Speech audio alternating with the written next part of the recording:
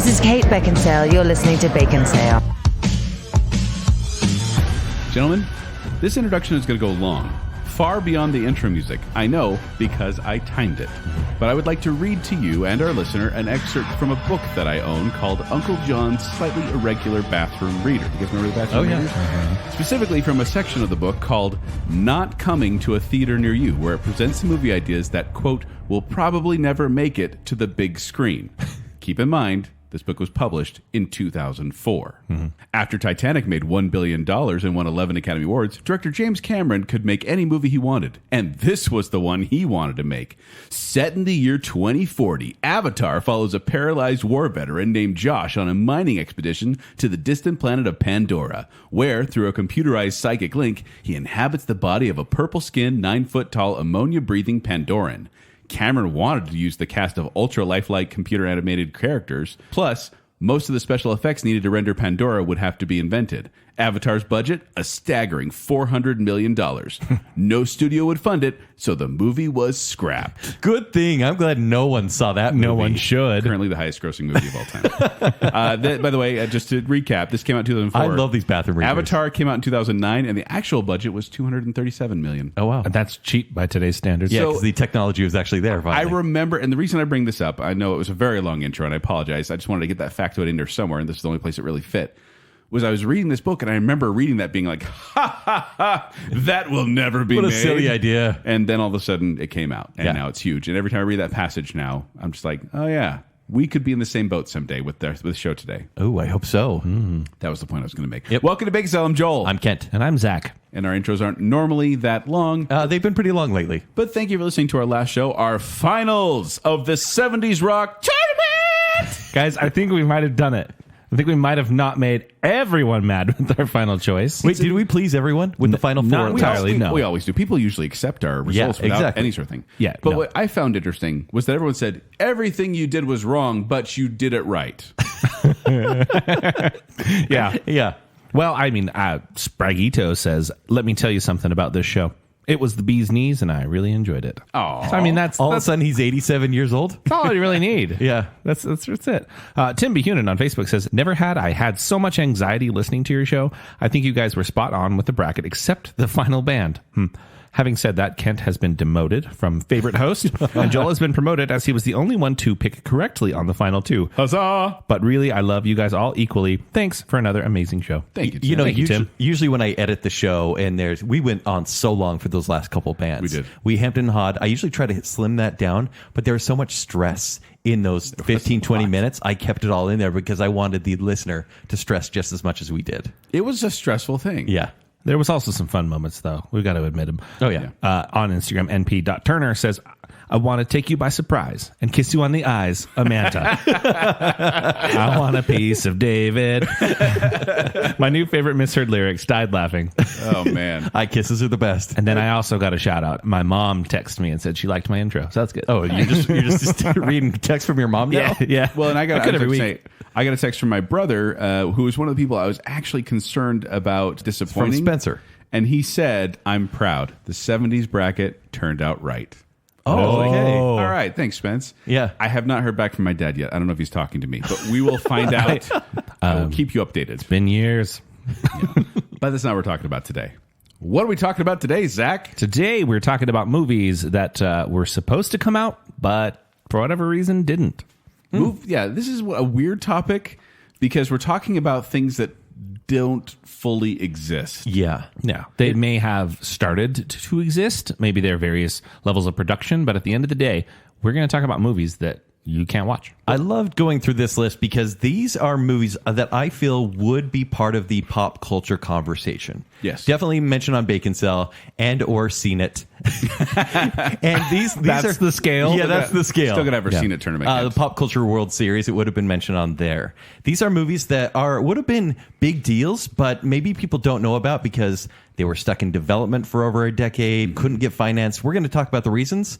But I kind of love that even these movies were conceived in the first place because some are weird. Well, and this isn't just like scripts that got kicked around and never got Because that made. always happens. Yeah, that happens all the time. People have scripts optioned that never get picked up. Option meaning that the studio will buy the rights to them for a certain amount of time and For example, have the like option to use them. Brandon Mull, who we had on season 1. Yes. He optioned Fablehaven. And it's been kicking around forever, and he just doesn't know, but he'll get paid for it. He doesn't know if it'll be they made. pay you to say we want to reserve this. So basically Yes. saying save the date kind of a thing, but it's save the movie. Like we don't know if we're going to make this one, but we want to make sure no one else does. Yes. Exactly. And these are movies that have significant money and or time invested in them, where like things were happening and then they got canceled. So Kent and I found 5 each. Yeah, 5 each. That we're going to talk about today. We're going to go back and forth, but we intentionally kept Zack in the dark because we want him to be the you in the room, the everyman. You guys really need to let me out of the cave sometimes. Nope. Oh, it's so dark. But Zack is going to help us greenlight or not greenlight these ideas once we present them to Do him. I get to play movie producer? You're going to be a movie producer. Yeah, give us the financing if necessary. Yeah. But you're going to find out why some of these movies could not be financed. And we're going at to the talk same time. about, and this thing, we'll present these, and we're going to talk about whether they could still be made or whether it's just a lost cause. Yeah. Financing movies is tight. Wow. So I want to go first because it feels more relevant to what's been happening this past week. I want to talk about a movie that should have come out in 2009, has a very familiar title. It's called Justice League. That did Okay. Yes, it did come out twice now. This one is called Justice League: Mortal. Not Justice League's Mortal colon. And Family friendly? Is that okay? That was a dad joke. Can I family friendly a dad You joke? love dad jokes. I know. Can I get an approval on that? Yeah, that's fine. Okay. Oh, my mortal colon. So officially, this is George Miller's Justice League Mortal. George Miller from Director of Babe. No, And get Babe that- Pig in the City. No, give the ones he's known Mad for. Max? The Mad Max yes. series. Yeah, so Really? And Yeah, Mad Happy Max Feet. Fury Didn't he do Road. Happy Feet too. Yeah, Happy Feet 1 and 2. Oh, come on. I know, and I'm so sorry. So this one is so interesting because, as we know, Warner Brothers and DC Films has no idea what they're doing with their properties. And, I mean, they had a pretty good head on their shoulders. Like, they were making the Batman series in the late 80s and then 90s. And then they saw the success of, like, Spider-Man and Spider-Man 2 and X-Men. And they're like, we need to get back into that. And so they make Batman Begins. They make Superman Returns. Batman Begins continues to go onto a series. Superman Returns doesn't. And so Warner Brothers says, okay, that's fine. Even though Christopher Nolan's Batman series is happening, we're going to make Justice League. But you know what? Christian Bale's not going to be in this movie. We're going to bring in an entirely new cast, even a new Batman, which is kind of what they're doing right now. I want to say this too. This has happened. Batman Begins came out in 2008. 2005, Oh, and then 2005. Dark Knight 2005. 2008. So this is between Dark Knight and Dark Knight Rises. Yes. Okay. And in like I Am Legend, there's a little Easter egg where you see like the Dark Knight Batman logo with the Superman Returns Superman Yeah. logo. Right. They were going to make a Batman and Superman movie, Right. Which it was in someone's brain at WB. Oh, for sure. Yeah. And this was kind of just going to introduce it without any background. And if this sounds familiar, this was the plan all along. So they cast this movie. George Miller is They like, cast it? Yeah, they fully cast this movie. Oh, I wanna hear. To the point where, kind of like with every superhero movie now, they're like, hey, go work out for 6 months. We'll pay you to get really ripped. And then we'll do some costume fittings. And then we'll just start filming. And so they basically got to day one of filming and said, we just can't do this. We're not going to make the movie. And there are several reasons. So the cast is Flash. Barry Allen was going to be the POV character. It was kind of his the movie. POV character meaning like the one you follow. Yes. And so that was Adam Brody, who eventually Okay. ended up in Shazam, which is kind of fun. Yeah. Oh yeah. And I think he Adam was Brody's Shazam. great. He would have been amazing. You just like him because he was in the OC. Yeah. He's Seth Cohen. He's the Yeah. best. Batman was going to be played by Armie Hammer. Whoa, oh, really? Yeah. Actual cannibal Armie Hammer. Truth. Like now you look back and you're like, oh, Armie Hammer, he's good. He has a nice jaw. Oh. That's interesting. I remember he was up. He was like rumored before Ben Affleck was cast. Yes. To And be it was that because looks of like this. a super. The guy looks like a super. Because once again, remember, this is 2007, 2008. Yeah. And so it is this time Superman, played by a guy named DJ Catrona, who eventually went on to wicked DJ Catrona. G.I. Joe, Rise or Retaliation or whatever. That's a step backwards. Yeah, a little bit. Wonder Woman, played by Megan Gale in Ozzy. Don't know. It's very pretty. Nope. And then we have people you may know. Green Lantern. So the John Stewart Green Lantern was played by Common. Common the rapper. Yes. Okay. Maxwell Lord, who is played now by Pedro Pascal in Wonder Woman 84, played by Jay Baruchel. Oh, Okay. the scrawny guy? Yep. From How to Train Your Dragon? Yes. And she's out of your league. And then Talia al Ghul, Teresa Palmer. I know her. Yeah. And then Wally West was played by Anton Yelchin. Oh, awesome. So we have this huge cast. But I think with these superhero movies, you never get like the huge names because they want them to be seen as the character. Yeah. Yeah, because you put Tom Cruise as Superman, they're like, oh, it's Tom Cruise in a cape. Yeah, distracting. And that's the thing. Maybe they didn't want to overshadow what Nolan was doing with Christian Bale, because I actually don't think Warner Brothers knew what they had in Christopher Nolan. That he was, because at this point when they would say that. But this is like, I mean, Of course I Dark would. Knight came out in 2008. Well, so- this started production in 2007. Yes. Because Batman Begins was successful, but Yes. not a mega hit like Dark Knight was. Exactly. And they were going to launch this a year after Dark Knight came out, hoping that the audiences would, kind of like with Joker, just be like, hey, it's a separate universe. Just go with it if you could. But you almost can't do that when you have a trilogy like the Dark Knight trilogy. But at the happening same time, the Avengers thing hadn't happened yet. No. Audiences weren't trained for the cinematic universe thing. Right. And this was meant to create its own cinematic universe. So let me get into the story. And for comic fans, it may sound familiar, but tell me if you guys think this actually sounds like a good story for a movie, not just like Justice League cartoon. Because I feel like it's a good Justice League cartoon. Starts with a funeral. The whole Justice League is there. And all of a sudden they're like, let's jump back 2 days. Right? So one of the heroes has You're probably died. wondering who I got here. Exactly, right. It sets up this world, and the Justice League is in a good place. They're all united. Batman has stopped crime in Gotham pretty much. Wonder Woman is a UN ambassador for peace. Like, everything's like hunky-dory. Okay.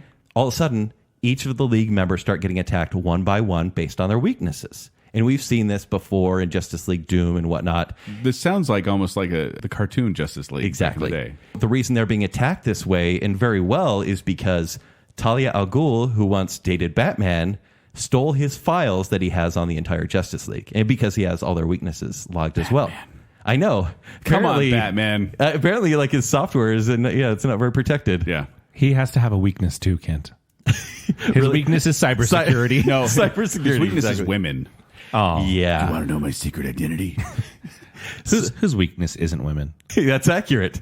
And so she gives all this information to Maxwell Lord, Jay Baruchel, and he is psychic in the story because he was tortured as a kid, and so he wants That's to... how it works? Yeah.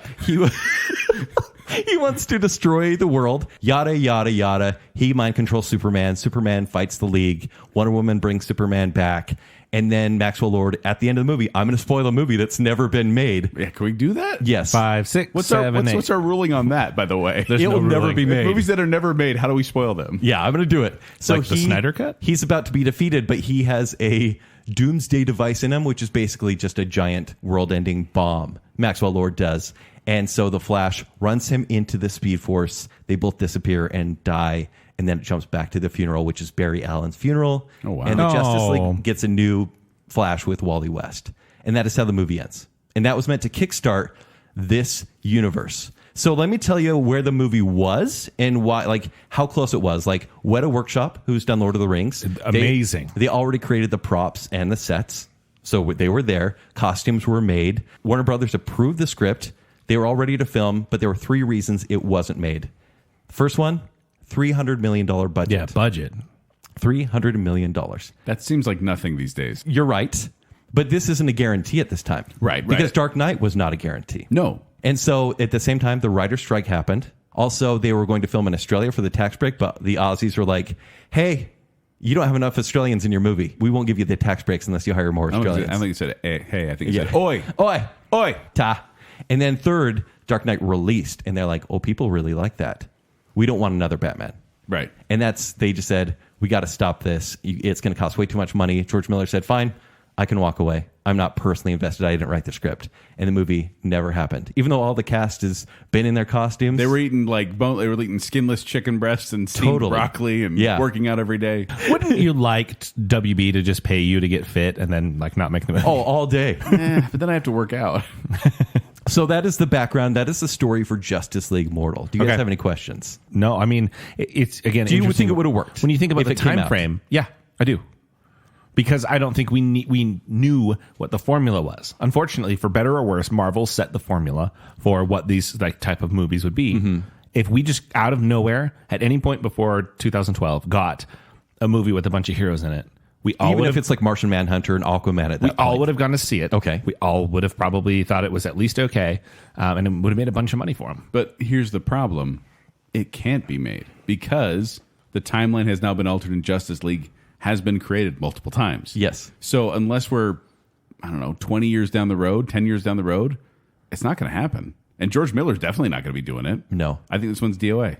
It's totally DOA. Yeah. But Zach, do you think it could be made? Could be made. It's your No. decision. Should have been made then. Maybe. I also feel like fans, especially because social media is a thing now, I feel like fans are so devout to casting. And like, for example, with Henry Cavill's casting up in the air, fans are really upset, me included. And so you can't be like, hey, here's DJ Catrona Sure. going to take on the role again. Or but people get won over.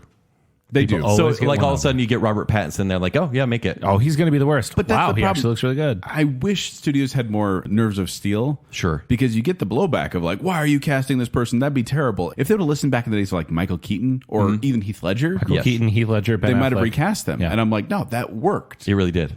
So I would have loved to see a George Miller superhero movie. I don't care who, because he has. He's inconsistent, though. I mean, I love Fury Road. He has, even though, yeah, you could say Happy Feet, right? It's an animated movie, but he has an affinity for practical effects. Look at Fury Road. Even with all of the special effects at his disposal, he still has this grounded, realistic stunt movie that's just helped by special effects. If we had that in the superhero world, I would fix some of the problems that we have in the modern superhero movie. but of it wasn't just this around the being- era who's doing Happy Feet?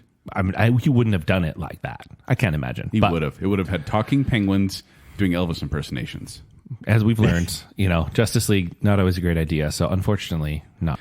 All right, Kent, you went with a superhero twist Yeah. on your first one. I am also going to go with the superhero twist. Let's because hear it. I'm going to talk about one of the most famous movies never made. Yeah, do it. Superman Lives. Yes. So Superman Lives, if you don't know what that is, the year was 1980. Well, it was 87. Superman 4, Quest for Peace came out and basically killed the superhero genre. I thought that was number 3. I thought that one killed the Superman franchise. No, 3 was still creepy. 4 was just bad. You mean with bad. the bumbling drunk Superman and Richard Pryor as a villain? 4 probably started my Save fear it for our Superman movie show. of fingernails and toenails. Oh, yeah. Nuclear Man scratched Nuclear them. Man. Anyway, so then Quest for Peace came out and the world kind of turned their back on Yeah, Superman. we didn't care. So then there was an intended reboot of the Superman film series because in 1992, The Death of Superman came out. It's And huge. The Death of Superman was one of those comic books that made headlines because they killed off Superman. And it was a huge thing. And all of a sudden studios went, oh, well, let's try this. Let's adapt this. That'll be great. It's so 90s. So they Kill off your characters. So cool. So this producer, John Peters, bought the rights to Superman in 1990. John Peters. And if you don't know who John Peters is, let me just tell you, he was Barbra Streisand's hairdresser. And they dated briefly. And he also produced films such as Caddyshack, American Wolf in London, Clue, The Color Purple, Oh. Inner Space, Rain Man, Batman, and Batman Returns. Okay. But Press this some guy... prestige there. But no, really, the hairdresser thing's not a joke. No, that's true. He started out as a hairdresser and then became this very powerful producer. And we could do a whole show on this guy alone. He is bizarre. But he bought the rights to Superman, and then he said, you know what? I want to make a Superman movie. And so he hired Kevin Smith of Clerks fame to write the script. And he said, I want 3 things. Number 1, Superman doesn't fly. Number 2, he never wears that red and blue outfit that he always wears. I'm doing the accent now. Yeah. And number 3, I want him to fight a giant spider in the 3rd act. Yeah. That was his parameters for Kevin Smith. He produced Batman, you just said. Yes. So there's some understanding of how comic books are on the page. But he had- wanted to canonically he had change success. the And character? If you don't know what a producer is, they're basically kind Financier. Yeah, they're the money behind it, but they also are kind of like the manager. Yeah. You Like, have to they're like not the go boss. beg them and say, here's what we're doing with the script. That's not true. The director is like the manager. They're like the boss who kind of gets after the manager. Like, you got to run it this way. Yeah, you're spending too much money. Yeah. So he kind of gets after him that. So this guy, though, he's bizarre. And he decided, like, as they're writing the script, he had all these changes. Like, he wanted there to be a space dog similar to Chewbacca because Star Wars had just Not been re-released. Crypto. Because No. Crypto exists. He wanted a Chewbacca-like sidekick that Brainiac could present to Lex Luthor just so they could have merchandising rights for this space dog. Is it Luthor or Luthor? I say Luthor. I say Lex Luthor. Yeah. I say not Jesse Eisenberg. Anyway, I kind of liked him. Smith was forced to write a scene where Brainiac would fight polar bears at the Fortress of Solitude.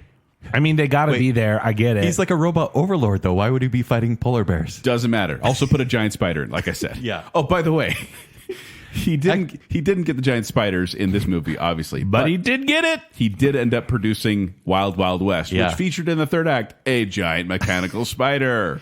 So I remember when this movie was announced and they talked about the casting, which you're about to bring up. And I was like, hey, that seems strange, but I feel like he's such a good actor. He won an Academy Award the other year. I feel like he could pull it off. Right. Which is? And I'll get to that one second, Okay. because Kevin Smith, after talking to John Peters, the producer, Kevin Smith was like, hey, well, you know who you should get to direct this? Tim Burton. Tim Burton, who did, Batman and Guaranteed Batman success. Returns. Yeah. He's doing great at this time. And Tim Burton came on and said, this script is crap. Kevin Smith, you're gone. Oh. And so he kicked Burton Kevin got rid Smith of Kevin Smith? Kevin brought on, basically Kevin Smith, like he's my buddy. Yeah. Kevin Smith recommended Tim Burton, and then Tim Burton got rid of Kevin Smith. Kind of weird how that worked out. And Tim Burton said, this is, I want to rewrite this. So he started doing rewrites, and he started casting, which we're going to bring that now. Nicolas Cage as Clark Kent / Superman. If you do not believe me, you can actually look up footage of Nicolas Cage doing a fitting with Tim Burton of Superman costumes. In a glowy suit. They got with long they got hair. going on. They got like different outfits they're putting on. They're talking about the character and how like Clark Kent should wear like a Mickey Mouse t-shirt and like a suit coat because he's kind of weird. It's bizarre to watch. It's like a 4-minute clip. Also, they talked about whether Courtney Cox or Sandra Bullock should be Lois Lane. Chris Rock was cast as Jimmy Olsen. And once again, this was one of those bizarre ones where so the script kind of went like this. I talked about the things that he was requiring, but this is the basic premise of it. So Brainiac sends Doomsday to kill Superman. Brainiac blocks out the sun in order to make Superman less powerful. Smart. Superman is fueled by the sun. While you're fighting polar bears, block out the sun. Sure. Exactly, just like Nuclear Man and Superman for the Quest for Peace. And then Doomsday kills Superman. Brainiac teams up with Lex Luthor. In the beginning of the movie? Yes. Wow. So they're going to kill him off. And then the Eradicator, which if you don't know comics, if you don't know Deep Dive comics, you don't know who the Eradicator is. I had to look it up. I had no idea. You think he's Superman. He wears sunglasses. He's a Kryptonian robot who's sent to preserve Kryptonian life. So he encases Superman in this capsule for most of the movie, from what I understand, from what I'm reading here. And then he puts cosmic rays in there to help kind of bring Superman back to life. Spoiler alert. For a movie that isn't Brainiac gonna come and out. Lex Luthor end up merging together into Lexiac, I feel like a schizoscary megavillain. I feel like that's a stomach problem. And this is at this point, this is Wesley Strick who's doing the rewriting the script at this point. And Tim Burton, he gave a concept drawing for Brainiac, which was, quote, a cone with a round ball on top and something that looked like an emaciated skull inside. Imagine you take Merlin's hat and you stick a fish bowl on top with a skull in it. But End there's quote. already a design for Brainiac. He's an established character. It's Tim Burton, and he's going to do Mars attacks. Okay. That's what it sounds like to me. But then Superman is resurrected by the power of K, the letter K, which is a natural Like Special force. K with red It's the berries? Is that spirit what we're of talking Krypton. about? Yum. It's super good. Literally the Force. Like they're ripping off the Force at this point. It's like midichlorians almost. But it just becomes this point where he becomes then resurrected. Superman saves the day. Huzzah. But then Warner Brothers said, yeah, that script's too expensive. Let's kick Wesley Strick out and get Dan Gilroy to write another draft that's much cheaper. So they dumbed it down a little further, and it was intended for a release date of summer of 1998. Wow. But at this point, as it kept going and going and going, they decided to put the film on hold because they just were not getting it worked out. And then Burton left to direct Sleepy Hollow. They'd spent $30 million developing the film so far. They'd constructed part of the Kryptonian set. They had the costume fitting, like I said. But it wasn't working. And I think it's because they kept doing all these rewrites. They kept switching like who was involved. Yeah. It just was not working. Tim Burton said, I basically wasted a year. A year is a long time to be working with someone that you don't really want to be working with. Meaning John Peters. Oh, okay. John Peters ended up producing Superman Returns and executive producing Man of Steel. He says he took home between $80 million to $85 million between those two movies for doing nothing other than owning the rights to Superman in the 90s. Oh my gosh, this guy's Raking in the dough. criminal. In fact, Peters was banned from the Man of Steel set by producer Christopher Nolan Because he might try to make a decision. because they Giant hated spiders. each other. He was a horrible person. But he just gets According to instant Christopher Nolan. cash. Yeah. And so Holy he cow. gets money. He got $85 million for doing nothing. And that is so ridiculous to me. How do you think Cage's Clark Kent and or Superman would have been like? Like, do you think, obviously he's very memeified at this point. Yeah. And he's like bombastic. He's become a different character. Like, you remember in 94 Think was about like him at the time. leaving Las Vegas, right? He won an Academy Award. He was a very muted character. He played comedic roles, obviously, as we know. I wonder if in the late 90s, When was The Rock? so it would be Face Off in the 97, Rock I time. think. That's right when he was He's huge. becoming Nick Cage at that point. Do we think he would have just been like brash and really like cocky as Superman?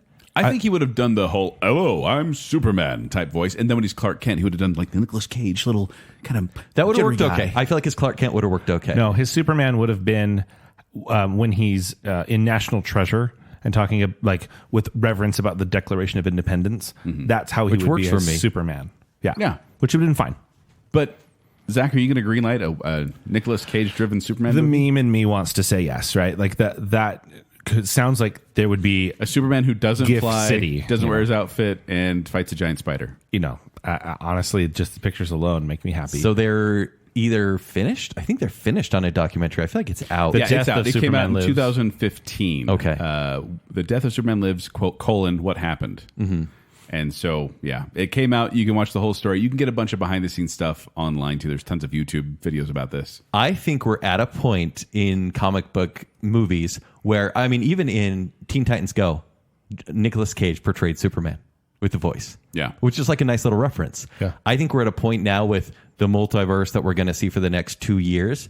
I think we could see Nicolas Cage in the suit. He's already been a Spider-Man. Yeah, exactly. I feel like we could see him in some way. Yeah, I think not it's- in his own movie. I think obviously. it's possible, but at the same time, this seems like it was a kind of a cash grab and also a merchandising opportunity. If you look at the suit tests and everything, he had multiple suit looks, and it going off of what happened with Batman Forever and especially Batman and Robin, where they literally just arbitrarily changed suits so they could sell more toys. I'm glad it didn't get made. Okay. Would this have not done much more for Superman's movie career? It would have done.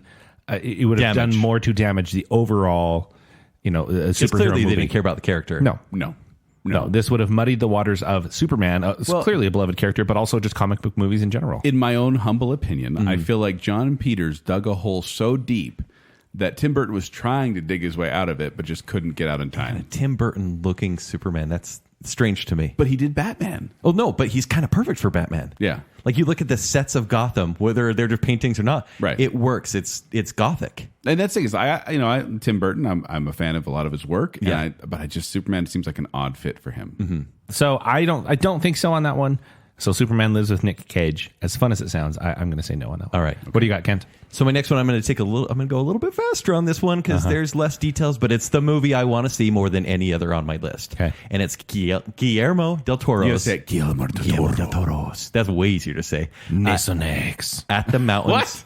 Nathan X? Why'd you Go on. say Mason X? Lexiac. Sometimes you are having allergies and need some Nason X. Guillermo del Toro's Nathan X. Hey. At the Mountains of Madness. Okay. Now, if this Isn't that a title's- new Marvel movie? It basically a multiverse of At the Mountains. So this is an H.P. Lovecraft story. If we know By Del Toro? by Del Toro, That's a does combination. that not like? Ooh. Does that not like? Is that not heaven to you? Yeah. And it was heaven to him. This is probably what he would consider at this point, because he can't make it, his passion project. So he wanted to make this in 2006. Remember, this was just a few years after maybe Pull it back just a little bit. Okay. Oh, you were just going to say. So Del Toro. What is He Del Toro made- doing? indie scary movies. Devil's Backbone. Okay. More of a drama, but okay. Kronos. Devil's Backbone? I think it's kind of scary. When was It's scary, but it's Yeah, it's not as it's scary as I drama. wanted it to Well, be. that's how Del Toro does it. Yeah. When was Pan's Labyrinth? 2005. Okay. So then he does Pan's Labyrinth, and everyone is like, "Who is this That's guy?" the best. Then he makes Hellboy, the first one, and everyone's like, "Okay, this is a very visual director. I think we're going to give him a chance." And remember, at the same time, Peter Jackson was talking to him about The Hobbit. this is a Hobbit could get its own section. I'm not going to make it, but he was meant to make 2 Hobbit movies. Guillermo del Toro was. If those two guys are in a room together, how do they know which one is which? Honestly, it's so true. Google them; they look the same. But 2 movies. I mean, The Hobbit's at least 3, right? It should have been Del Toro's 2 movies, but that's another show altogether. Yep. So he says, hey, instead of making these movies, and remember, this is at a time where Del Toro was going to make the Haunted Mansion for Disney. Right. He had 17 projects lined up that he's never made. His main project was At the Mountains of Madness, because if anyone can do creature design in a movie, it would be this guy. Yeah. And so finally we would get the best of the best. Cthulhu, which has only really become popular in the past, I think 5 years in pop He's culture. become memeable. Yes, exactly. And so he went to Warner Brothers and he said, hey, I'm going to make a rated R adventure movie that ends pretty darkly. It's a very gothic horror film. They said, okay, can we get like a love story in here? Can we get a happy ending? And he's like, oh, no. A space dog? Yeah. And he's like, no, it's not that kind of movie at all. In fact, this is going to be really dark. And I'm going to need $150 million to make this movie. And they said, oh, for a rated R movie? No way. There's the door. Man, times have changed. Yeah, times have totally changed. But then they did kind of change, because in 2010, James Cameron was like, I just made Avatar. I have a lot of money. I will produce At the Mountains of Madness, and we're going to have Tom Cruise come and star.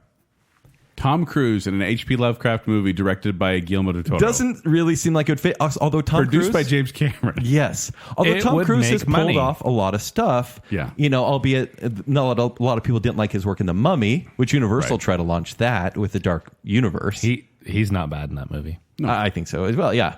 He's not bad in anything, honestly. No, and he knows how to pick a script. Because he's the same in everything. That's True. He's like an old fashioned movie star, right? Yes. And I think he knew with Del Toro's script for At the Mountains of Madness, there was something special there, because I think Tom Cruise picks scripts better than anyone. And so then Del Toro was like, okay, I'm going to make my movie.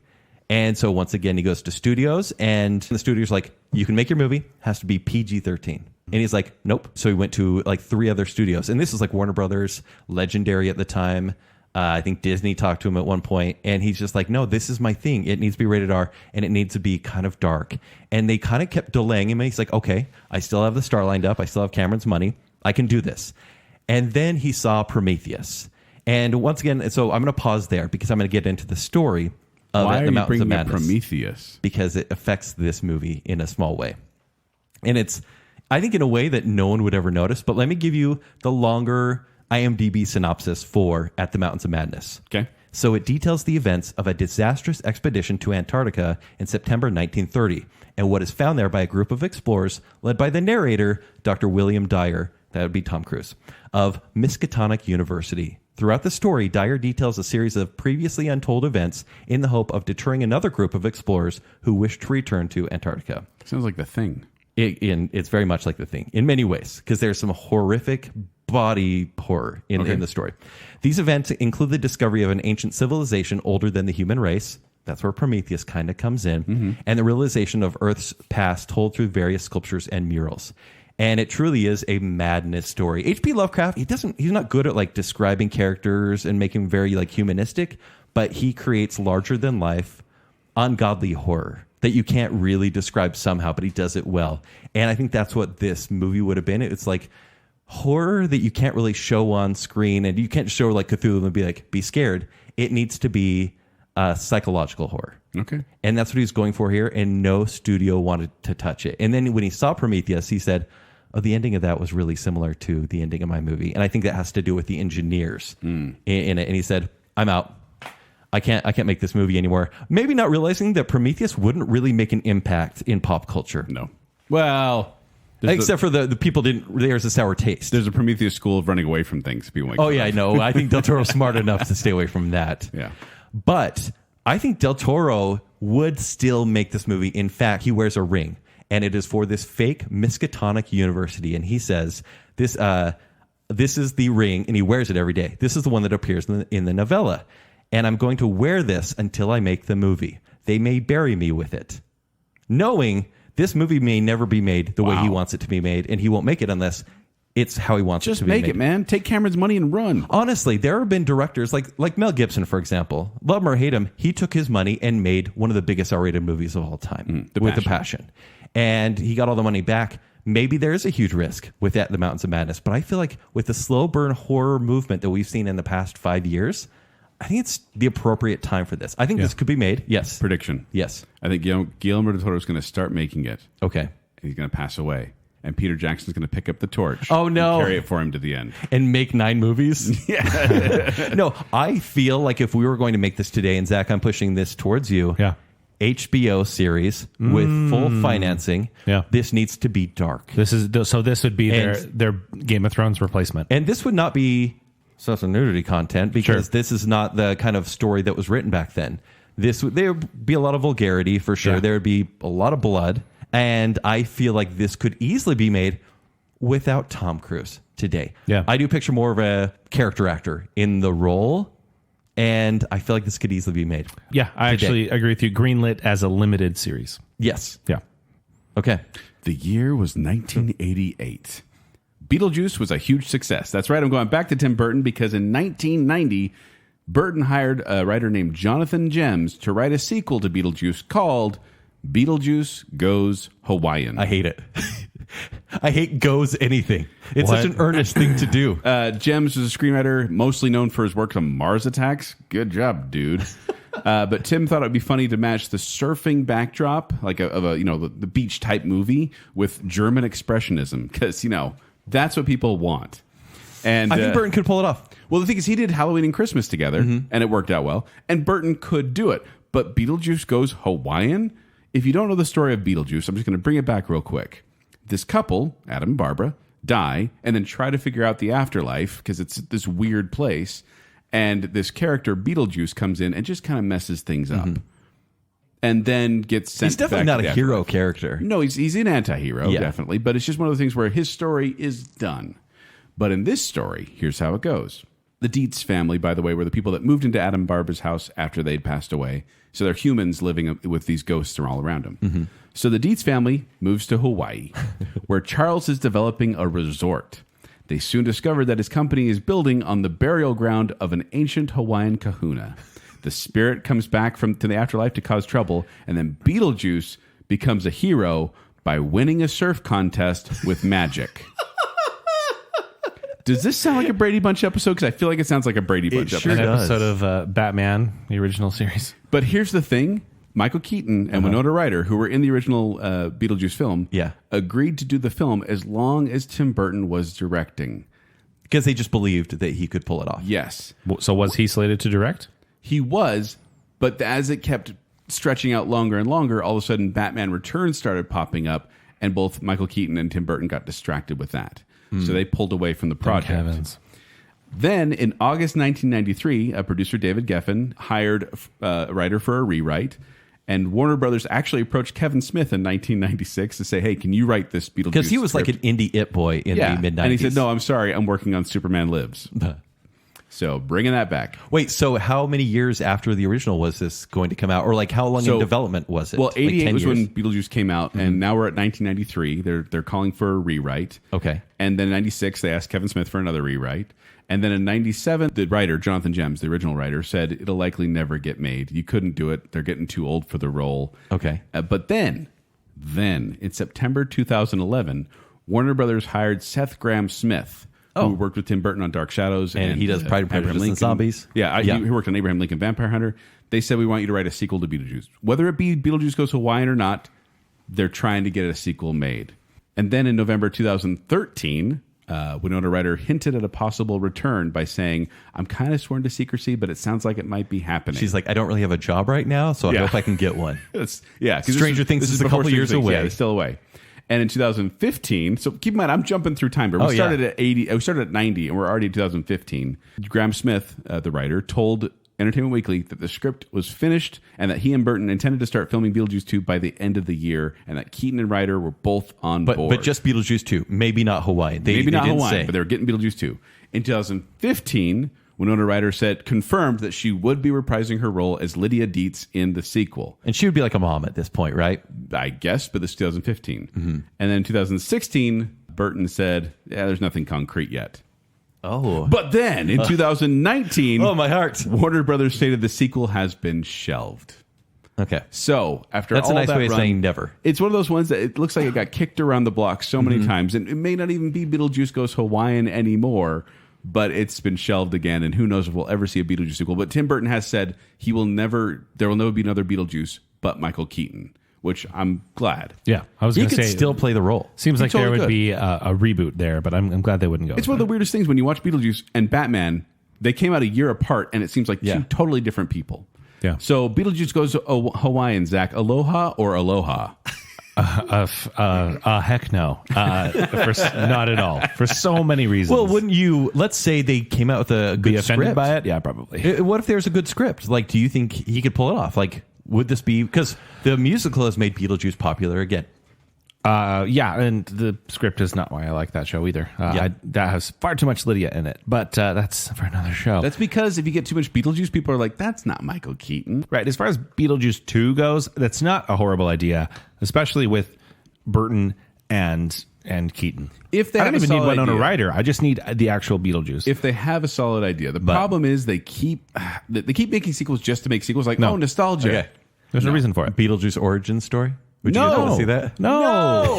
Yeah, I just want to upset you guys. No, not at all. I don't need to know how he became. I don't need to see a live Beetlejuice and find out his name was Hank and we should Yeah, what if sympathize it's with like him. what if it's like Joker and it's like all dark and gritty and No. you're so mad? Move on. I like that it lives in one movie and it's been influential and everybody knows the song and all. No. From one bad sequel to another, let me talk about a sequel to a Best Picture movie, which don't often get sequels. Back with the Wind? That sounds like you after Subway. So, Moonlight 2, Daylight. sorry, personal attack, Zach. I had to throw that in there. So I'm talking about Ridley Scott's Gladiator 2. Hold on. Spoiler alert for 2000's Gladiator. 5, 6, 7, 8. Maximus dies. Yeah. He dies. He's listening to Lisa Gerrard's "Now We Are Free," touching Such grain a with the top of his hands. Beautiful moment. It's an amazing He part goes of the to movie. the Elysian Fields. I would say the best part of the movie. The whole movie is great. It's okay. It's amazing. Great ending. Beautiful soundtrack. I love the movie. You don't like Gladiator? No, he didn't. Remember, we talked about this in our war movie one. I need to watch it again. right. You do, and give it just... Maybe I'll just watch Gladiator 2. Anyway, never watch Gladiator 2 because it should never be made. I don't want this Gladiator 2, American Gladiator? Thunder and Laser? Whatever. Just wait. So, the original made $457 million at the box office. And this is back in 2000. That's huge money then. Russell Crowe. Like he was already in The Insider, but it launched his career. Didn't Les Miserables do that? Launched his singing career? Oh, wait. Yeah. Or he got Best Actor. It won Best Picture. A ton of other awards. Ridley Scott, who has an inconsistent career when it comes to his filmography. Yes. High highs and low lows. Yes. So he was like, okay, I have a sequel idea, but it's not going to have Russell Crowe or Gladiators, but I'm still going to kind of continue it on. And I'm going to get into some of those ideas in just a second. Russell Crowe was not too pleased with that. He's like, hey, I was in the first one. I made it popular. Make it with me. Mm-hmm. And so then they're like, okay, what should we do? Russell Crowe's like, hey, you know that singer Nick Cave that no one really knows? Nick Cave and the Bad Seeds? Yes. Yeah. Let's get him to write the script. Nick Cave The says, singer? yes. To write has he written anything before? I don't know if he saw Gladiator. Songs. Because his story for Gladiator is this. And Russell Crowe says, in quotes, he's like, what do I do? It ended well. What should I do? And he goes, yeah, you sort that out. You sort that out, mate. And so this is the story of Gladiator 2. Maximus wakes up in the afterlife. Because once again, spoiler alert, he dies. Yes. Beginning of the movie, he wakes up in the afterlife, but he's not in Elysium. He's in a rain-soaked netherworld where everyone's in pain. It's kind of like that Like a scene limbo? in What Dreams May Come, right? Where it's this, it's limbo, it's purgatory. Where he's like, oh, what's happening? I was promised this. This guide comes to him and says, let's go to a temple. We're going to meet Jupiter, Mars, and other gods. Once again, does this sound familiar from the first Gladiator? Right? No. So he's meeting Roman gods, and these Roman gods say, hey, Hephaestus, who, by the way, is a Greek god, so I don't think Nick Cave knew his mythology very well. Hephaestus has betrayed us, and he keeps talking about the one true God, and we need you to stop Hephaestus and the one true God. What? Okay? So no, keep following me. These gods send Maximus back to Earth 20 years after he died. Okay? And they say, if you do what we want, we will reunite you with your family in Elysium. Even though he's already earned a trip to the Elysium Fields, he now has to do a mission for them. Sent him back how? They just zap him back. It literally says zap him back. But I mean, he's in his body. Is he immortal Yes. or immortal? He is mortal. Okay, but they say go do what we want. Does his hand like come up out of the ground? Because I'm pretty sure hopefully he was like a buried. cool scene. Yeah. And so, anyways, he's back down to Earth, and I don't think Nick Cave saw the first movie because he is looking for his son, who, spoiler alert, 5, 6, 7, 8, was burned to death in the first movie. Okay. So he's looking for his son, but he had two. Yeah, he meets Juba, played by Jimon Hunsu in the movie. And then they're like, "Oh, hey, you're back. This is so crazy." And he goes, "Not yet." He goes, "I'm on a mission." But they run into Lucius, the Malfoy? nephew of Commodus. Oh. Lucius, the boy from the movie, who is kind of terrorized by his uncle. But Lucius is a bad, bad man. Lucius runs the government. Lucius being Joaquin Phoenix's nephew in the original movie. Okay. He's just as bad as Commodus. In fact, Lucius is trying to do kill the thumb thing. Probably. He's trying to make sure his army crushes any Christian antagonizers for the government because now Christians are around. Okay. And so that's kind of a B plot. There are all these Christians running around looking for Jesus. And so Maximus finds out that the gods want him to kill Jesus.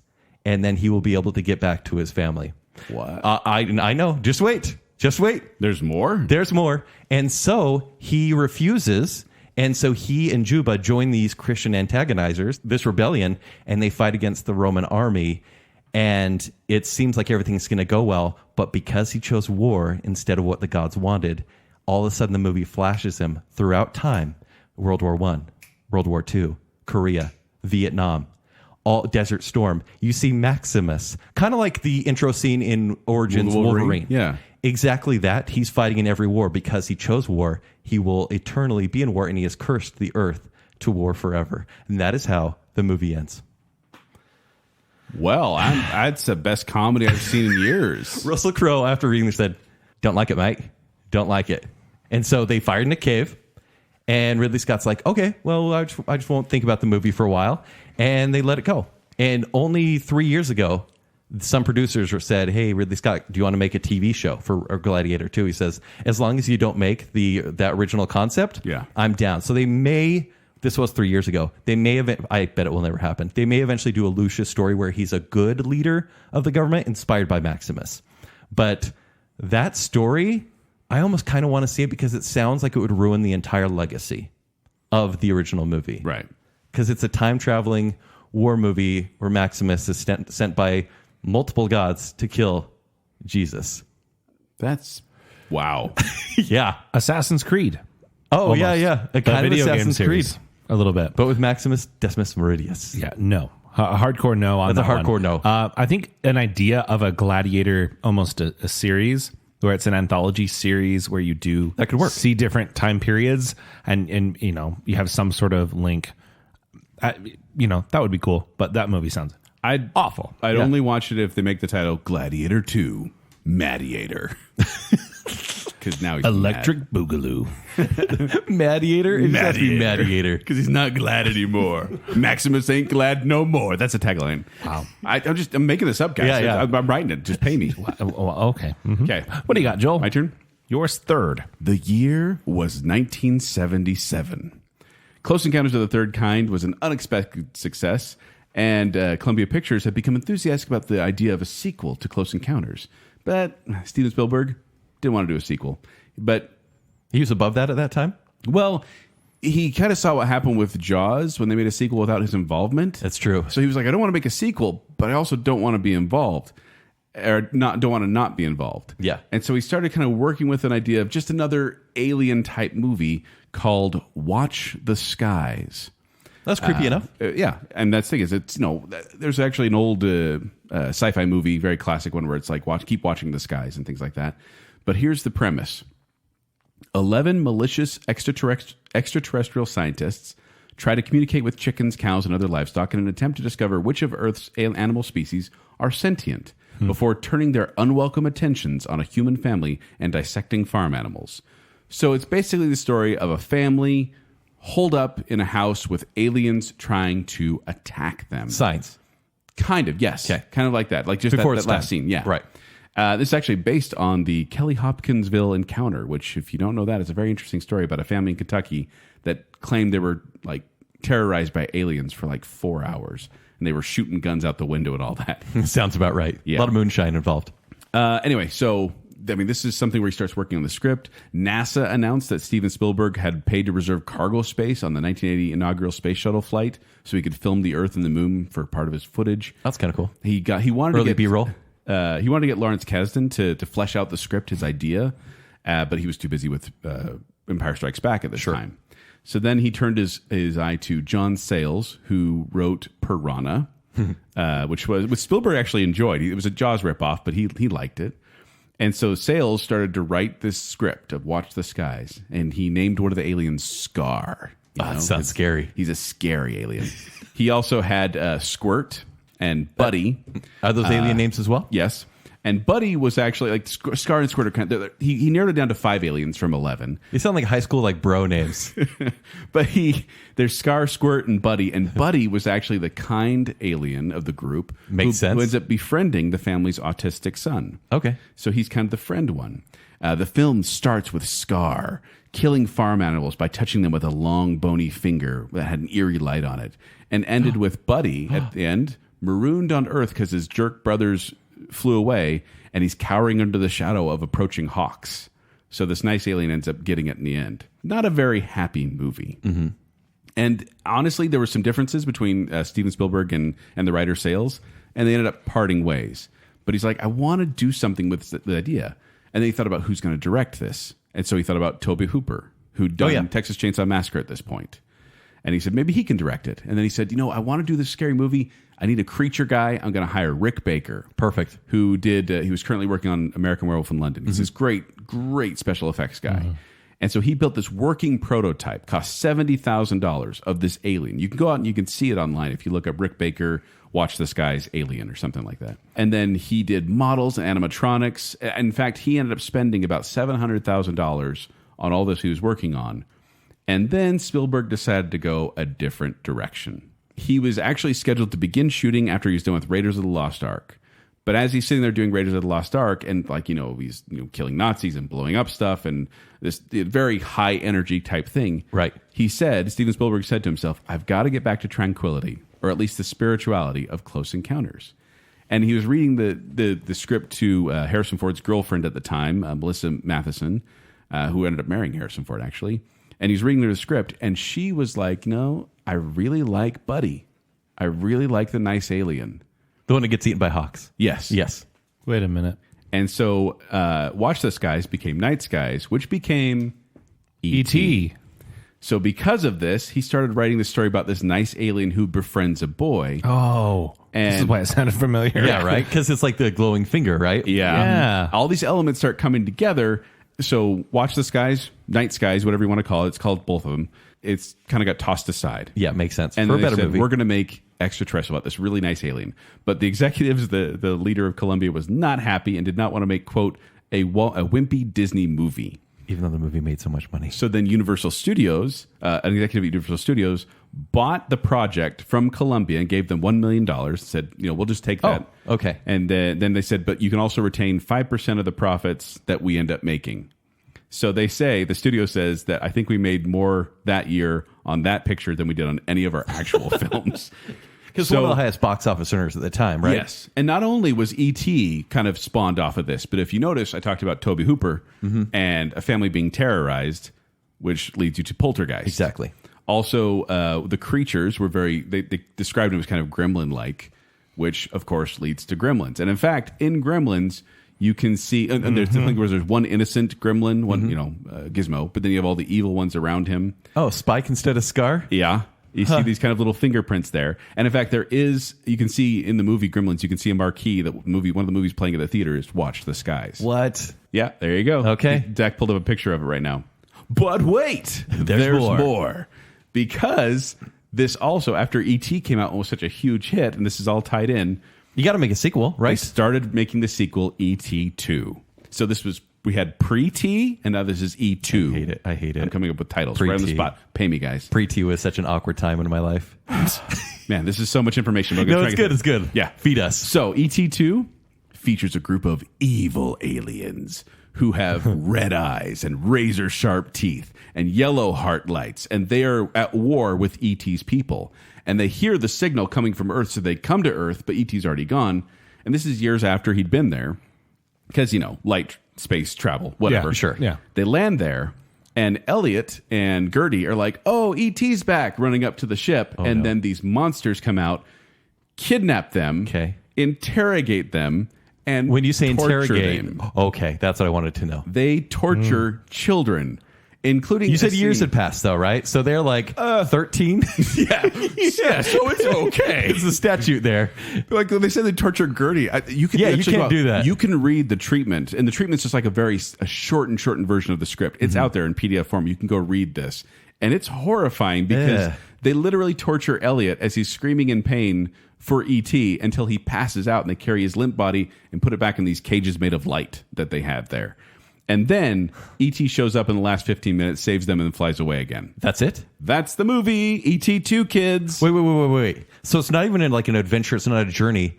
They're being interrogated and imprisoned the whole time. And tortured, yes. Kids are and being then tortured. saved right at the end. Yep. And that's the movie. Yes. And But Spielberg probably wanted nothing to do with this, right? more got on. Oh, by the way, I forgot to tell you one of the best parts. ET's real name is revealed in this film. Buddy. No, Tom. Zrek.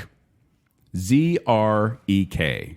Craven Waffles. Pretty much my name. So, But that movie ended up getting scrapped, thank goodness. So Pre-T and ET2 both didn't Okay, make let's made. adjust it then, Joel. Could this work in any way? Do we want to see... it kind of sounds like it did. It almost really sounds like this did spawn at least ideas in other movies. And so kind of in a roundabout way, I'm like, yeah, let's make this movie or have made this movie. Like The Explorers or something like that. Like, I wonder what this influenced. Well, and we see the influence in a couple other movies, like Signs you mentioned as well. Like the whole family being, what was that one? Dark Skies? Dark Sky? Yeah, Dark Skies. That was terrifying. Right. And it's families being horrified or terrorized by these aliens. So I feel like, I don't know if that movie could be made. Pre-T couldn't be made. I kind of wish it was made, but I wish Tobe Hooper made E.T. 2, where everyone saw it as a B-movie sequel in the 80s. Because remember, the 80s were the time of bad sequels. Yeah. Whereas, like, none of the cast really returned. Yeah. Or if they did, it was super reluctant like Jaws 2. Right. Yeah. And it was like a borrowed concept, but it wasn't really thought that it was going to ruin the original. But the problem is, Like a Return it would to Oz ruin the sort of original. thing. I don't think ET2 could never be made. Do you think as- using the iconography and the merchandising of E.T. would be bad in Kent. a movie like this? ET was scary enough. We don't need to traumatize children When he was wearing anymore. the wig? No, when he's like in the cornfield. That gets me every time. I just feel like with a different director and a different take, this could have worked. I feel like somehow, I just don't think as a cult favorite, this could have worked, but not as like the plot you mentioned. I feel like just as more of an intergalactic battle where humans are involved and the central characters, because the budget would have been that's very low. Transformers. So who's it this back. perspective from in this movie? Is it the aliens are the main character or the family is? It seemed like the aliens, like based on the treatment I read, it's like the aliens are the main characters because you go see them go like, kill animals and then find the kids and then. It's so weird though. See, I wouldn't mind. That's just a different look at it, right? I wouldn't mind a story where we follow the other side of what we usually see. Horrible, terrible, like horror versions of ET. That's what you want to see. Eesh. Sounds awesome. No. Green light. No. I'll watch it. I'll like Shutter. I'm pulling or funding. You already greenlit it. No, Green I light. pulled. A lot of these were greenlit. Then they got funding pulled. This is pseudo greenlit because it technically turned out to be a bunch of awesome movies. True. Kent? Lord of the Rings has already been made. Yes, it has. Very well. But before it was ever made, it was almost made by like the most unbelievable group that you think would bring this to the big screen. And this was actually only 11 years after the book came out. So the book came out in 1952. And the Beatles were such fans of reading this book series when they were growing up. What? They wanted to make Lord of the Rings. But Lord of the This is like Rings. early Beatles. So the Beatles at this time, remember, not only did they have a huge record deal, they had a movie picture deal with United Artists. And so they already made Hard Day's A Night. Hard Day's Night and Help. And so the studio said, okay, you have one more movie with us. You decide. Your movies are already kind of insane anyways. What do you want your third movie to be about? And they said, Lord of the Rings, please. And they're like, Wow. You realize how hard that's going to be because J.R.R. Tolkien was still alive at this time. I want to wear that ring. It was going to be a movie where they were going to, and maybe a trilogy, but it doesn't really say. I think it was maybe just one. They were going to write original music. It was going to be a comedy musical. 8 rings were made. I'm just going to sit here and think of 3 more rings of power. 1 to rule them all. I think we need to do this. I think we need to like spoof this entire thing. I love it. And so let me tell you what characters they were going to play, and I'll give you a little bit more history into this. Frodo, Paul McCartney. Naturally. Okay. Gollum, John Lennon. Naturally. Gandalf, George Harrison. Yeah. And Samwise, Ringo Starr. Wow. And everyone needs a Sam. I feel like that was going to be the cast for Lord of the Rings. But here was the problem. All of it? Yeah, all of it, basically. Drugs. Mm-hmm. I think we can just call it drugs. So this was 1963 is when they formed the deal. And so it was probably 3 to 4 years later. And so John Lennon loved Stanley Kubrick. And he said, hey, and 2001 had not come out yet, by the way. Yeah. And so he said, hey, will you make this movie? Stanley Kubrick's like, tell me more about it. And so he started describing how it's going to be comedy musical. He can make it visually cool. Maybe the budget wouldn't have been huge. Just like Tolkien imagined, a comedy musical of his books. Exactly. And Stanley Kubrick was like, he signed on until there were some issues. And the issues came with J.R.R. Tolkien. He held this very near and dear to his heart, just like you said. Mm-hmm. He's like, this is not my vision. And he hated the Beatles. Well, that sucks. Like, imagine being the Beatles. You're like, we're loved by literally everyone. J.R.R. Tolkien is over there smoking his pipe and not only saying, get off my lawn. This is why he hated the Beatles, among their music as well. 3 doors away from J.R.R. Tolkien's house was a garage band that he said... 3 doors down? Yeah, 3 doors down. I would hate the Beatles too if I thought they were 3 doors down. But he heard this garage band play all the time and he said, I hate that kind of music. It reminds me of the Beatles. So because these annoying kids in this guy's neighborhood were so loud, he would not give them franchise rights. The Beatles never made their 3rd movie for United Artists because they were so broken up about it. Mm-hmm. And I mean, yeah, maybe had to give some money back or whatever. Help. I need a ring wraith. Help. Not just any ring wraith. How long were you planning that? This whole time. Were you talking? Yeah. But the thing about it, this movie, if it was made, it would be a joke. Because like, for example, like Leonard Nimoy singing about Bilbo Baggins. Yes. Like, it's not like Lord of the Rings has always had this legacy of greatness, right? The animated movies, for better or worse, did their thing. It was deep cut nerd stuff for a long time. Right. And so it would have made a profit because the Beatles movies actually did pretty well. Like as poorly as they were made or whatnot. People, hey, I'm not a big fan. Which do you like, Hard Day's Night? I like them all. You like them all? Yes, I do. Okay. Save it for our Beatles show. I mean, it'll probably happen. So in 2001, when Peter Jackson released the movie, and he knew all about this, he's a big Lord of the Rings fan, he reached out to Paul McCartney. He said, what'd you think? He goes, it was satisfactory, but what it was missing was a Beatles soundtrack. And I was like, oh, that makes sense. Stop. And also, right now, Peter Jackson is about to release his Beatles documentary. Let It Be. Looks really interesting. So kind of full circle right there, which I'm sure will be mentioned during it. But imagine, in 1967, we could have got the Beatles, Lord of the Rings. No. No? No. But with the soundtrack, as Joel's already described. Leave the Shire. No. How long were you thinking of that one? 2 minutes. I don't know. No. Okay. No. Okay. Yeah. No. No green light for you. All right. Joel? The year was 1985. I'm still not alive. Muppets Take Manhattan had just come out. That's right. Greenlit. Underwhelming. I'm doing a Muppet one. Yay! But Jim Henson, Jerry Jewell, and Frank Oz started developing this idea. And Jerry Jewell, he was the head writer for the Muppets from the late 70s to through the 1990s.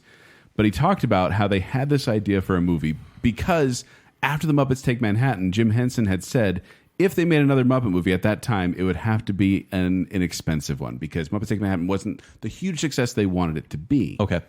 So the idea is that Gonzo wanted to direct a movie.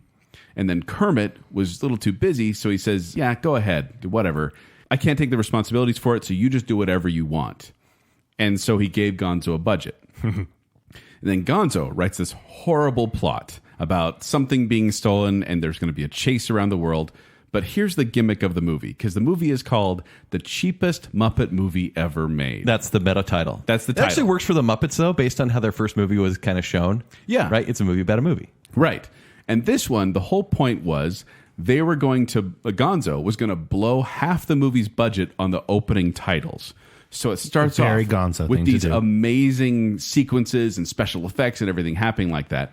And then as the movie goes on, he obviously is running out of budget, so it gets cheaper and cheaper. It's kind of funny. The film gets, grainier and grainier. So it says by the end they're using like Super 8 film, black and white.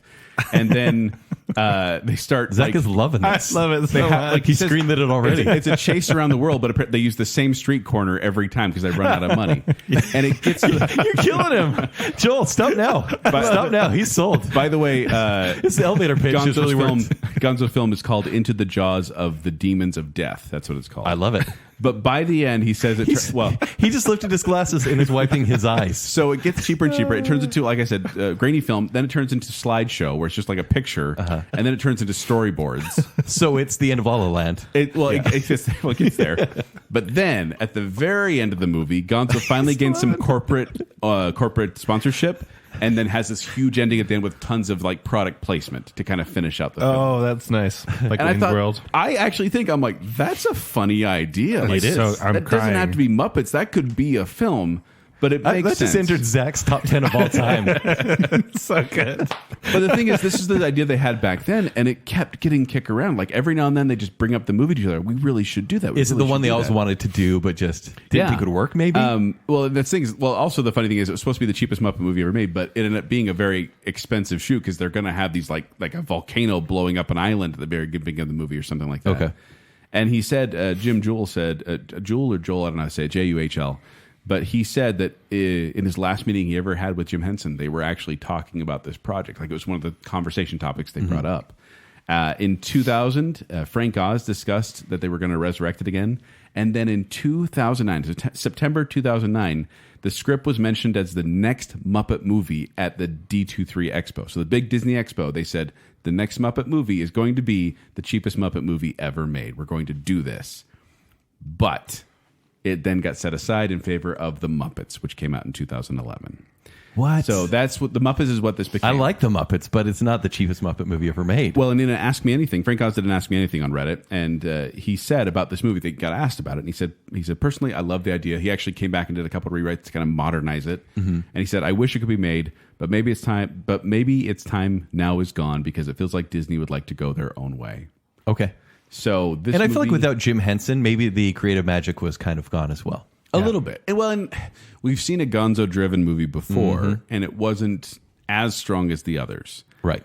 But this one is one where I'm like, I like the concept, but can the Muppets make this movie? Zach, do you greenlight this movie? Oh, 100%. I think today now more than ever. Yeah. I think it really strikes at the heart of the meta-ness of Muppets. And it seems like it would be their most ultimate, meta movie. And honestly, it could be their swan song and the last Muppet movie ever made, because it would just be like the ultimate joke Yeah. that they make in the movies. It's not the same way in the show, but as far as the movies go, it was always movies about movies sort of thing. So yeah, absolutely. Green light. Love it. Hilarious. I want to see that. I actually I read that idea and I'm like, I think that's a funny idea. Really? So I'm going to keep up with the humor and talk about Dune. The most popular Halloween costume? You took that back. I did, that's right. It's going to be... So we had Dune in the mid-'80s. David Lynch's Dune, which was a mess. Yeah. It's just a straight-up mess. My nose itches whenever I think about that. Yeah, right. David Lynch hates that movie. Really? Yeah, he 'Cause hates it. some people love it. It is a cult classic. I think because the book exists and they want to love it so much because the book is sacred to them.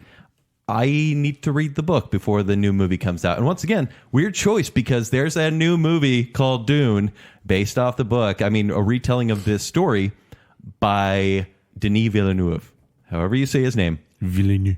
But he is a great person to adapt this movie. But he's not, I think, as passionate as Alejandro Jodorowsky. This is a Chilean-born director who read Dune way back when. In fact, he wanted to release this movie in the 70s. And this was about 1975. When was Dune? When did Dune come out? The book? The movie. Oh, the mid-'80s. So the movie came out. So this is before that ever was... This was before. This was post 2001 Space Odyssey. Right. And this That was, sounds weird to say post 2001. right. But And this was before Star Wars. Okay. So think of that time period when science fiction was still kind of a think piece. Right. It was a very spiritual thing. And that's what Jodorowsky's Dune. In fact, there is a documentary you can watch.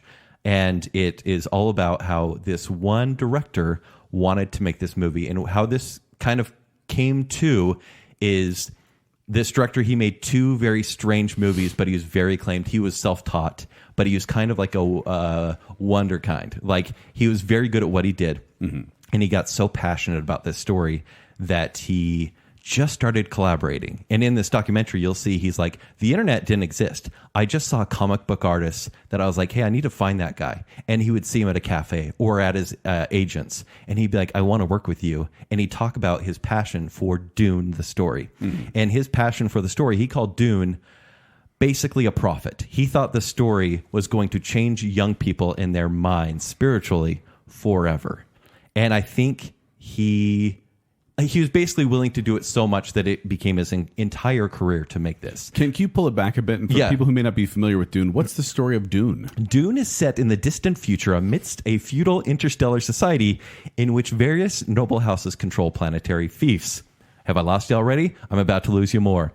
It tells the story of young Paul Atreides, whose family accepts the stewardship of planet Arrakis. While the planet is an inhospitable and sparsely populated desert wasteland, it is the only source of the spice, a drug that extends life and enhances mental abilities. Turns your eyes blue. Okay, let's make this a little more casual. You know how we often reference like Game of Thrones for being like very feudal and many kingdoms fighting against each other. Right. This is that, but on a very biblical level, I would say.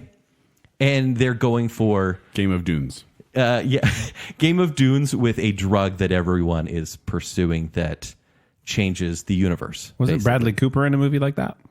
Yep. Yep. Yeah. Yeah. It's Phil's kind of limited though. So what this guy did, and I kind of want to go through the process of how he started trying to make this movie.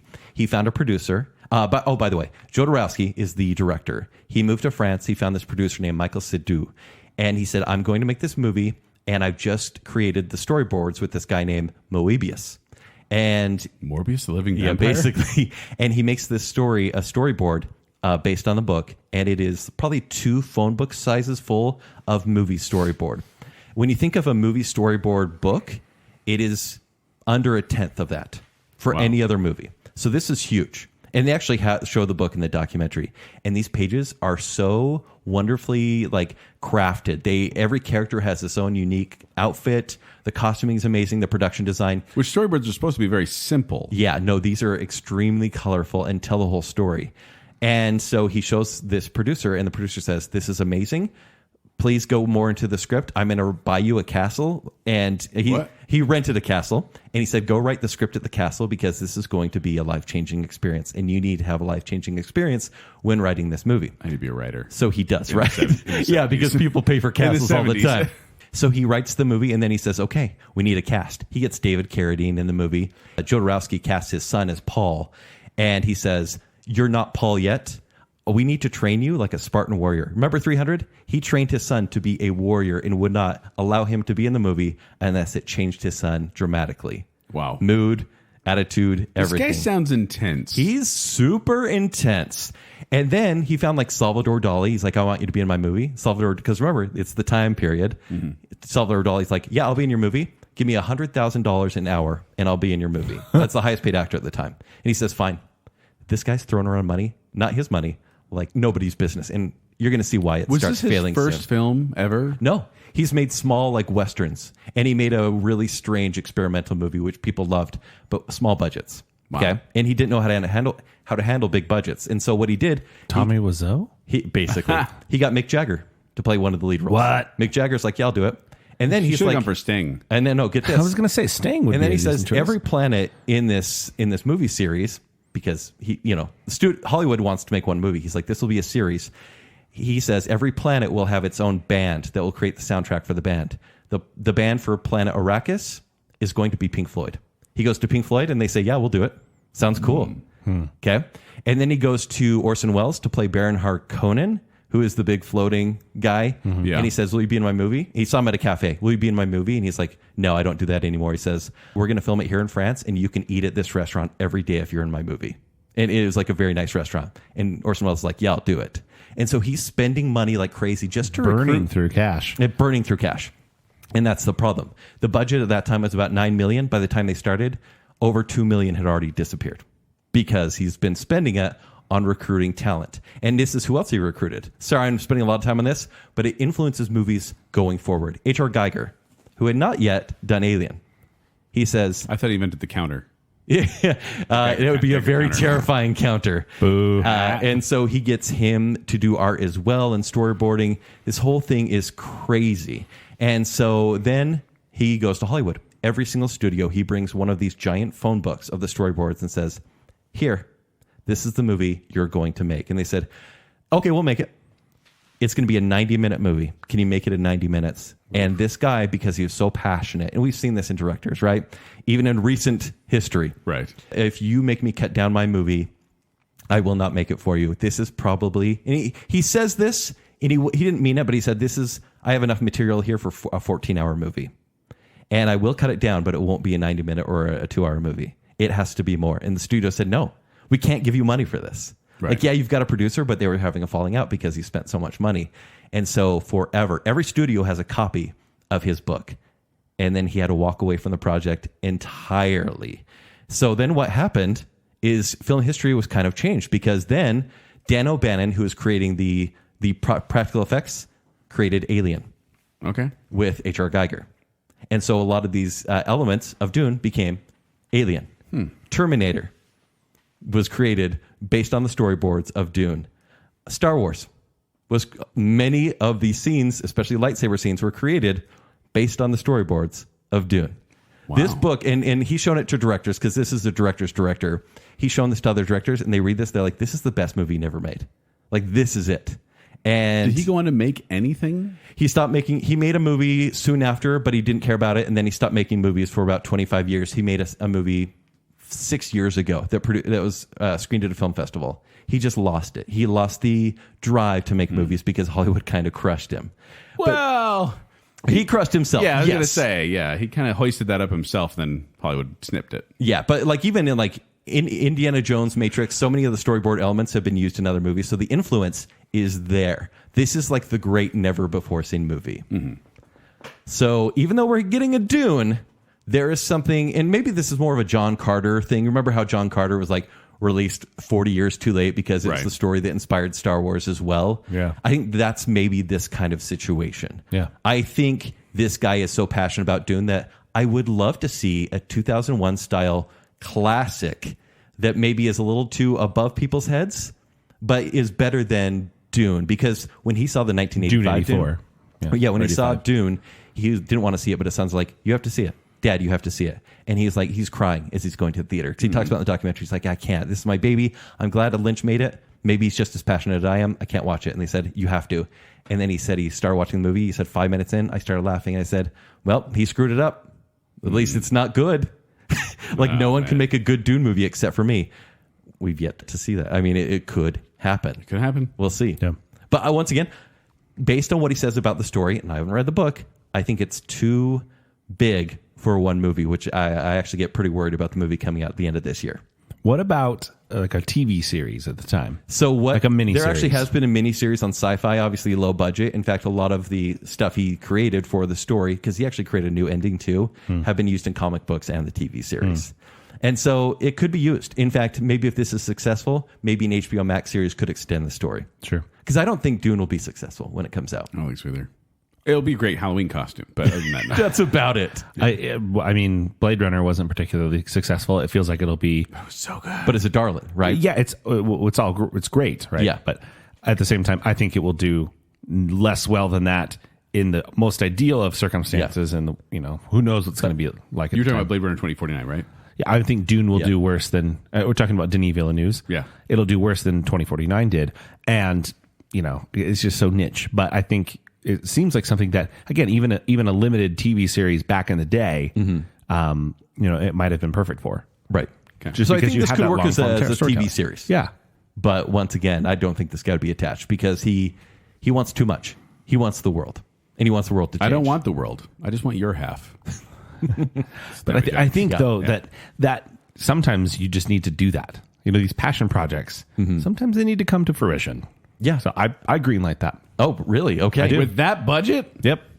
Where are you getting this money, deep pockets? It'd be a huge budget at this point. We're talking $700 million. Easy.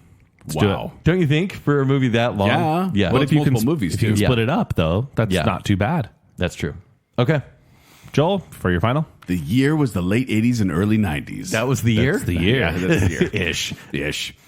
You get Marvel Comics, who is not the critical darling they are now. No, not at all. They had produced Howard the Duck, which bombed, The Punisher in 1989, which bombed, Captain America? in 1990, Ooh. which bombed. That motorcycle was cool. Meanwhile, DC was riding high on Batman and Batman Returns. In the early 90s, Marvel was trying to do something. Other than go bankrupt.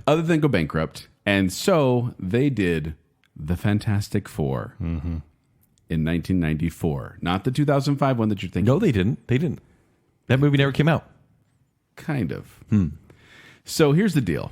Is that they wanted to make this movie, and this guy, Bernd Eichinger, who's a producer. Okay. He met with Stan Lee. You may have heard of Stan Lee. And he said, I would like to buy the rights to Fantastic Four. And Stan Lee said, okay, they'll be available in a couple years. You can buy them. So he bought the rights for $250,000 and then sat on the rights. He couldn't get it to work. He had an option to make a movie. As far as I know, when you buy rights, is it 7 years?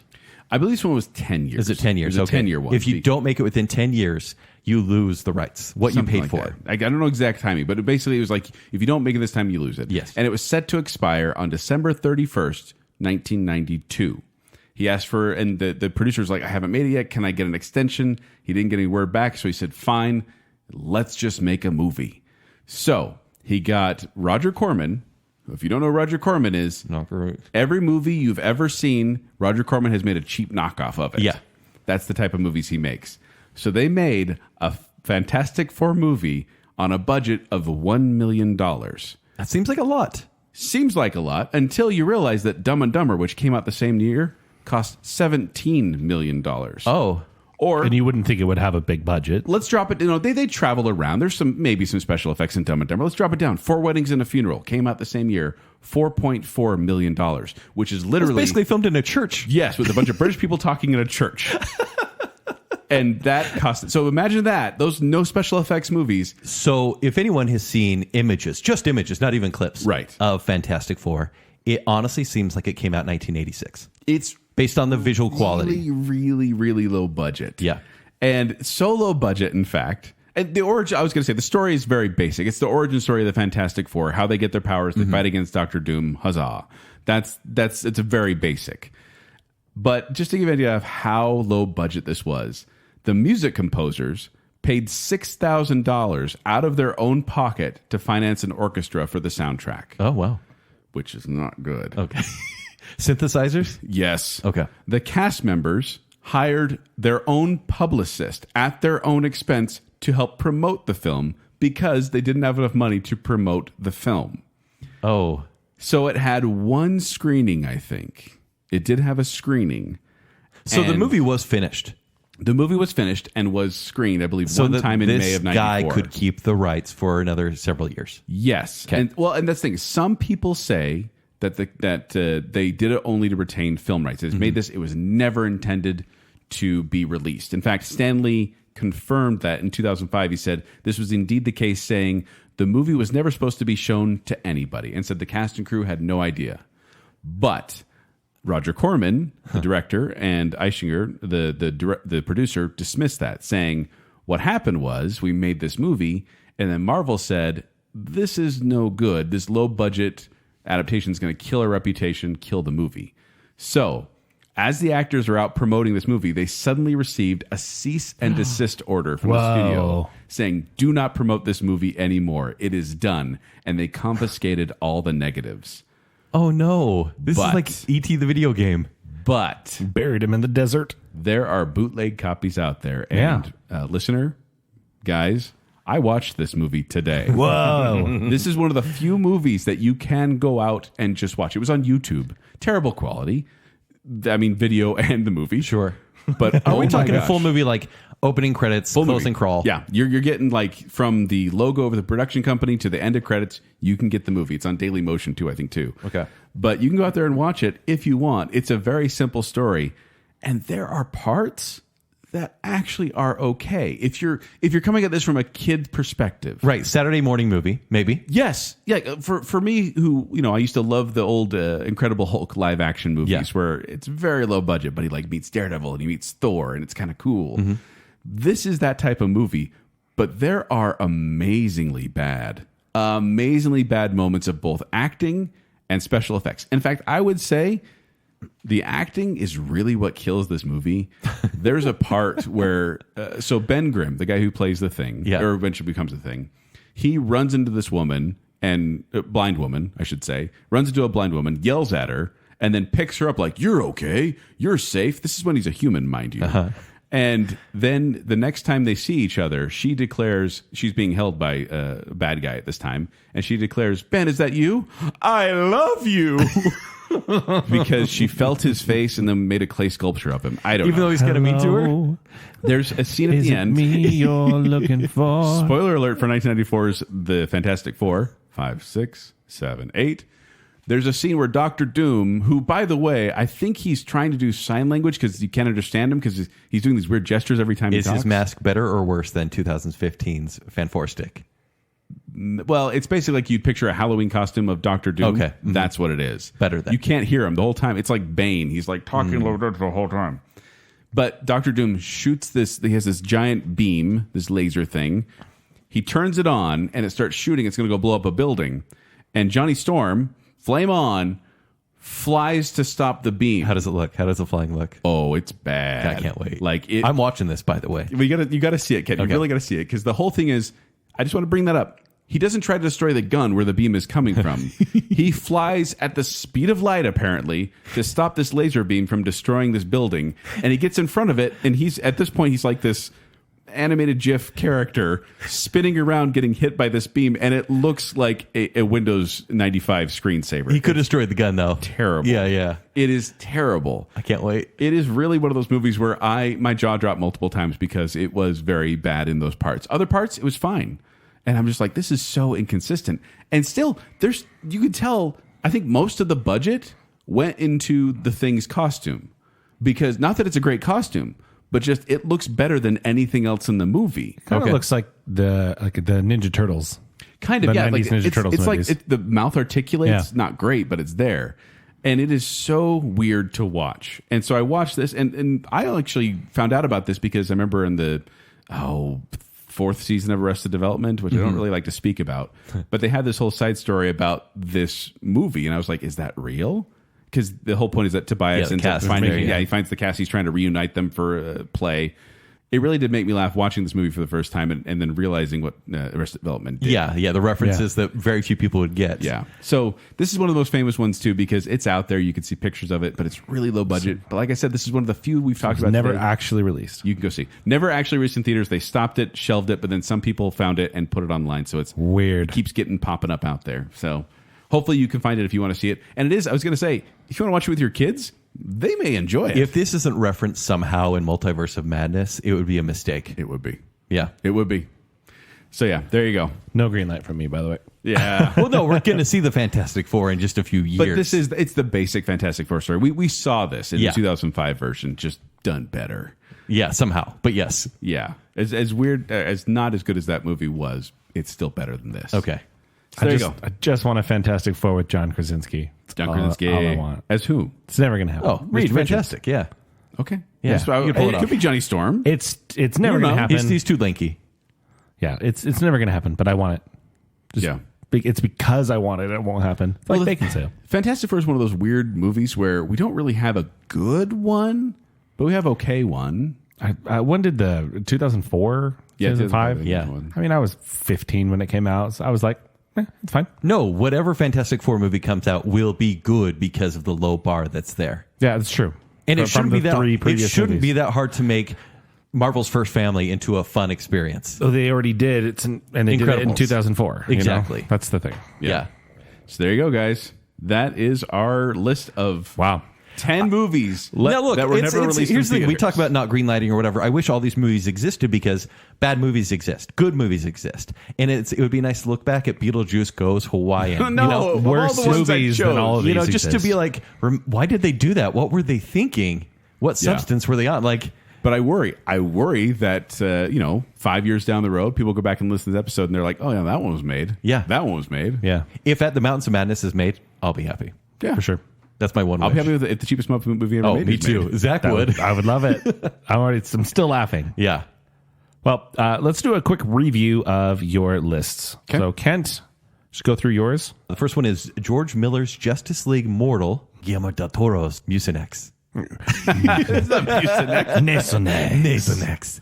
At the Mountains of Madness, Ridley Scott's Gladiator 2, The Beatles' Lord of the Rings, and Jodorowsky's Dune.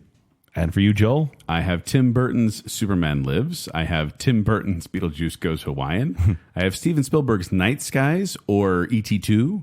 I have the cheapest Muppet movie ever made with an exclamation point at the end. And I have the Fantastic Four. Wow. So there you go.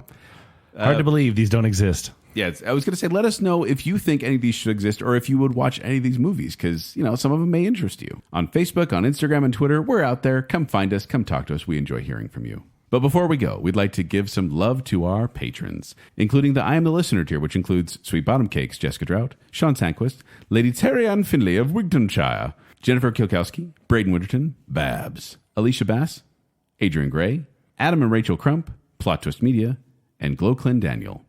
Also, we'd like to give some love to the Bacon Council, which includes The Shadow, Stephen Ross, Ryan and Marley Farron, our favorite couple, the Madsons, Chris Anderson, Her Royal Highness Jessica Terry, Hat Trick Nick, Go Knights Go, and Reverse Listener. Thank you, patrons. Thank you, patrons. You complete us. But if you want to find me, you can find me at 76Joel on Twitter. You can find me performing with Quickwits. They're performing for free on Facebook. For more details, go to qwcomedy.com or go to the Quickwits Facebook page. If you want to find me on Twitter or Instagram, it's at Kenny3DD. If you want to read my movie reviews, specifically a movie that actually finally was released, Didn't Justice think League, it existed. ShowtimeShowdown.com. And if you'd like to connect with me, you can do so on Twitter and Instagram at Tumbling Mustard. But more importantly, make sure you're following Baconsale on all the social media. Go ahead and like that Facebook page and then follow on Twitter and Instagram at Baconsale. While you're doing that, stop by tpublic.com/Baconsale. Get yourself some merch. There's plenty of fun t-shirts and whatnot to get there. And then if you'd like to support the show further, stop by patreon.com/Baconsale, where you can start supporting the show financially if you'd like. At just $3 a month, you get access to all sorts of fun goodies, including Bacon Bits, which are basically just second shows, let's be honest. It's true. They're very short. It's supposed to be 10 minutes. The last one was 45. Oh my gosh. Anyway, patreon.com/Baconsale. So until next time, I don't know, guys. You know what? I feel like we had a lot of creative differences on the show. I think we have a lot of creative differences. We're just going to scrap this episode. Let's pull the plug. I guess Baconsale episode 295 will never see the light of day.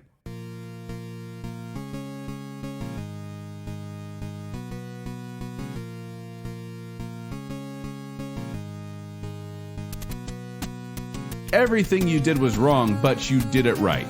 Definitely mention on Baconsale and or seen it. Not Justice League's Mortal Colon. That was a dad joke. Can I family friendly a dad You joke? love dad jokes. I know. Oh, my mortal colon. Come on, Apparently- Batman. He has to have a weakness too, Kent. His weakness is cybersecurity. No, Cybersecurity, his weakness exactly. is women. And he is psychic in the story because he was tortured as a kid.